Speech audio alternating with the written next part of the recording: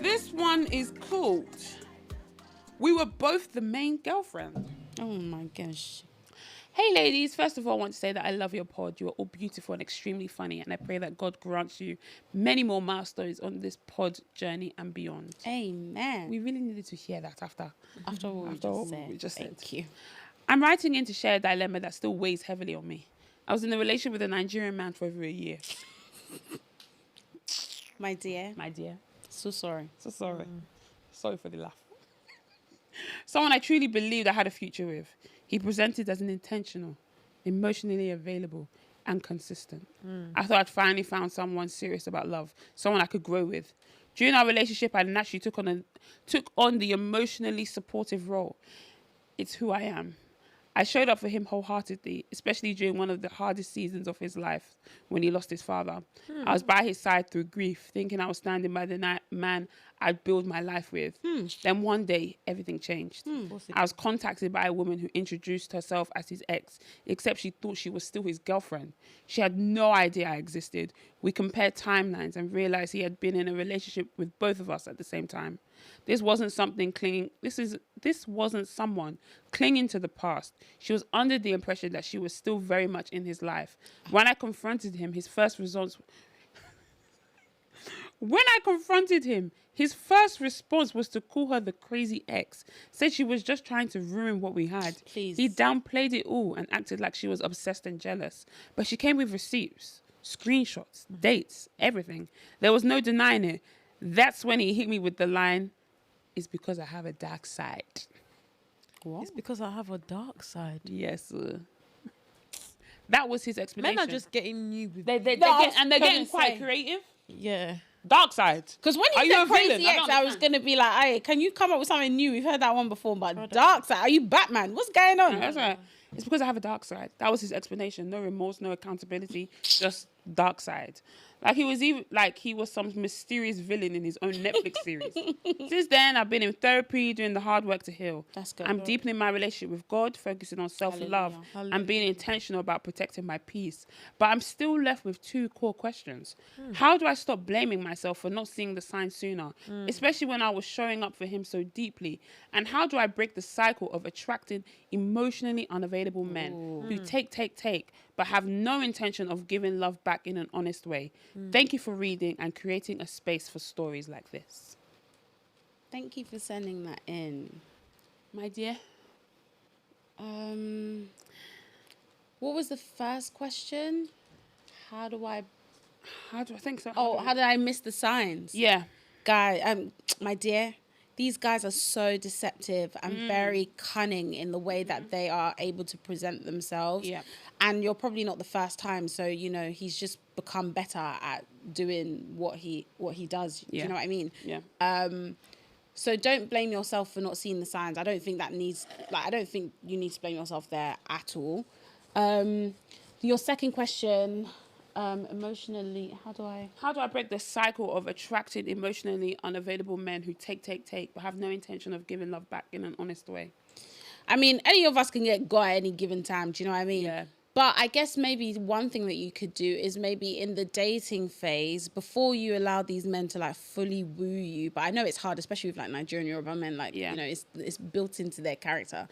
Maybe you just kind of ask more of like the questions that require like some sort of, it requires them to show like their level of like emotional intelligence, and also like how they view women. Sorry. So I think a couple of episodes that we did ago, like we spoke about some of the questions that we would ask like whilst we were dating, and I think maybe you can add to that and add some more kind of questions that are, that like require like some sort of emotional response, because I think sometimes when you speak to some of these guys, when you look beyond the like, oh, he's so dark and handsome, tall, he's muscular, and you get to know them, you know that some men become unattractive once they open their mouths. And I feel like if they're not even able to give you like any kind of reassurance emotionally whilst you're dating, and that's the time when they're supposed to be like impressing you, to me, that's an indicator that it's probably only going to get worse. What do you think?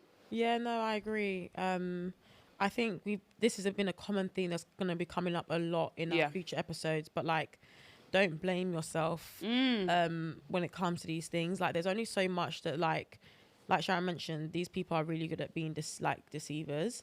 So there's only so much that you can like see, which is why it's really important for you to surround yourself by people that you can trust and share like what's going on, and they can like just give you some advice. You know, sometimes it's just not blatant that, you know, a man is, I don't know, deceptive, or a man is not being true to himself. Like, and also people can switch up. Like, that might not have been his intention from the get-go. Like, people are very much able to switch up. Like, that's so we scary. always say this, It's like, really scary. to choose someone, you have to choose them every single day. Someone can very much decide to wake up and not choose you, and there's nothing that you can do about it. Like, you can't foreshadow that.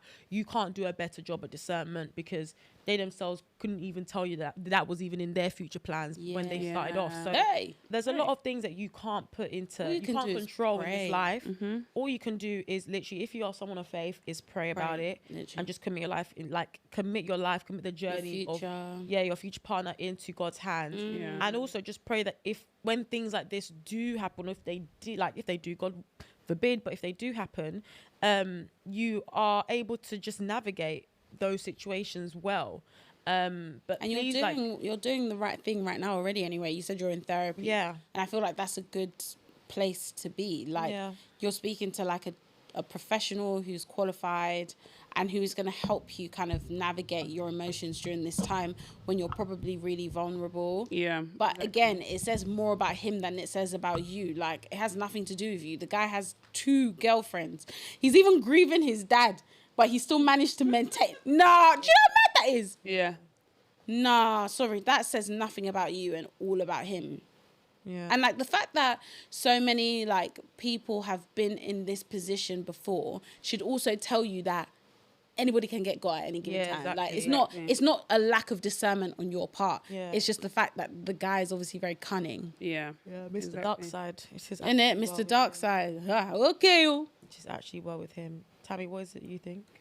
I think I agree with everything that you said. Like Beatrice said, this is a common theme that we've been getting and will probably still continue to get, is where women feel like they are the cause of a man's wrongdoings. If you are 100% truthful and honest in a relationship, and the person that you're with isn't, that isn't your fault. You can say, oh, maybe I gave myself away, or maybe I let myself go, maybe I didn't do A, maybe I didn't do B. That isn't a reason to go out and step out on someone that you say that you love. It's really not. If you are, and the thing is that men will cling on to these women instead of you just to be like, listen, this isn't working for me anymore. They would rather stay with you and then go out and now hurt you while still being connected to you. Like, I think Beatrice has said this before, it's kind of like men don't really end things. No, they don't. It's always a situation that happens that a woman has to now be like, okay, they have to make the decisions whether the relationship is going to continue or stay. I've been there before. Like, a guy will be rubbishing you, but he'll never actually say, oh, I don't want to be with you anymore. It's you make the decision. They'll make you make the decision. And even when you're like, oh, I don't want to be with you anymore, but oh no, like, why? I can change, I can do this. Clearly you can't, because I've given you all these chances and nothing has changed. It's even gotten worse.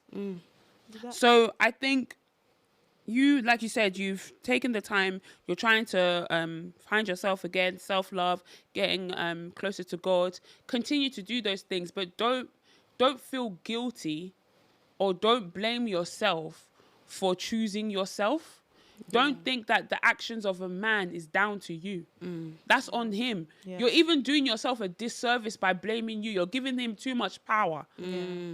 That you're now blaming yourself. Because then what that ends up doing is that you feel like you won't be able to make decisions in the future but that's not actually the case. Yeah. Like, you can decide, like, based on what, you know, he's presented to you, unless you're saying that, like, there's stuff that you saw signs before, but you said you didn't. There like, were no signs before. The only sign that you had was a girl coming to you as a woman. That's not that's not even a sign. That's just what's happened. It's not a sign. It's not something that you could be like, maybe. It's in your face. That's not a sign. Yeah, don't let him rob you of your agency to be able to make your own decisions in the future. And like, even though, you know, it's disappointing, because we get a lot of, like, obviously people are going to send in their dilemmas. They're not going to send in, oh, I love my husband so much. But like, there are actually men out there who are not like this. And like, we know that from our personal lives. And I'm sure you do too as well. Like, and let that be like a testament to the fact that like, not everyone is like this. And let this man go. Like, clearly he doesn't even know what he wants himself. Like, how are you having 2 relationships and your dad has passed away? I have the time for that, man. You're clearly not. You should be grieving. What's going on? Yeah, for real. And then to your second question, how do you stop attracting emotionally unstable men or something time and time again? This question is quite hard to answer. You thought you were getting this content for free in this recession? Oh, no. To watch the full episode, make sure you sign up with the link below.